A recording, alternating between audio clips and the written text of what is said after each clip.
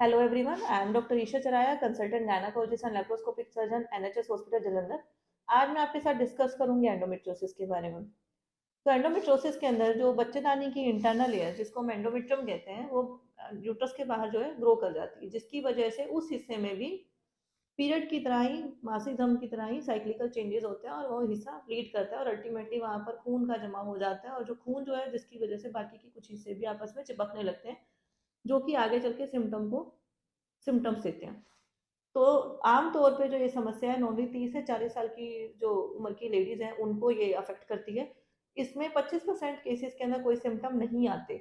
बाकी के अंदर जो सिम्टम जो हैं, जो ज़्यादातर पेशेंट के अंदर हमारे सिम्टम आते हैं, वो आते हैं पीरियड के दौरान दर्द होना, पीरियड्स का हैवी होना या पीरियड्स का इरेगुलर होना, इंटरकोर्स के समय पेन होना, या शरीर के निचले हिस्से में दर्द की समस्या होना।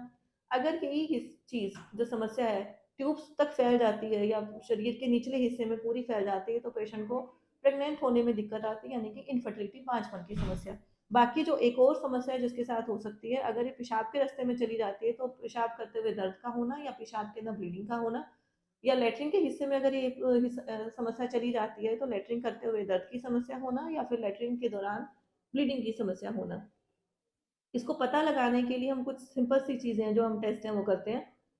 सिंपल एक एक तो है बेसिक अल्ट्रासाउंड। अल्ट्रासाउंड के ऊपर हम आराम से एंडोमेट्रियोसिस को देख के पता लगा सकते हैं, और कई बार हमें जब कंफ्यूजन होता है कि एंडोमेट्रियोसिस की जो गांठ है वो कैंसर की गांठ है या सिंपल पानी की गांठ है या खून की गांठ है, उस केस में we take the help of CT MRI. उन केसेस के अंदर CA-125 एक टेस्ट है जो हम इसे एज ए मार्कर करते हैं, बट क्योंकि ये CA-125 काफ़ी सारी बीमारियों में रेज होता है, तो ऐसे डायग्नोस्टिक टूल हम नहीं यूज़ करते।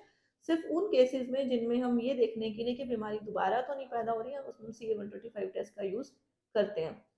अगर हम ट्रीटमेंट की बात करें, तो ट्रीटमेंट जो है इस केस में हम दो तरीके से कर सकते हैं। One is simple with medication, other is surgical treatment.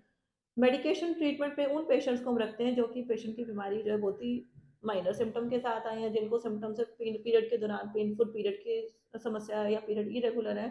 Patient जो है खुद चाहते हैं, सर्जिकल ट्रीटमेंट के लिए विलिंग नहीं है, पेशेंट की फैमिली कंप्लीट नहीं है, तो उस केसेस में we start with simple medical treatment. Medical treatment we start as a painkiller, hormonal pills, progesterone only pills. ये कई बार हम इसके एंडोमेट्रियोसिस की गांठ को कम करने के लिए we take the help of dienogest और some injectables just to regress the disease.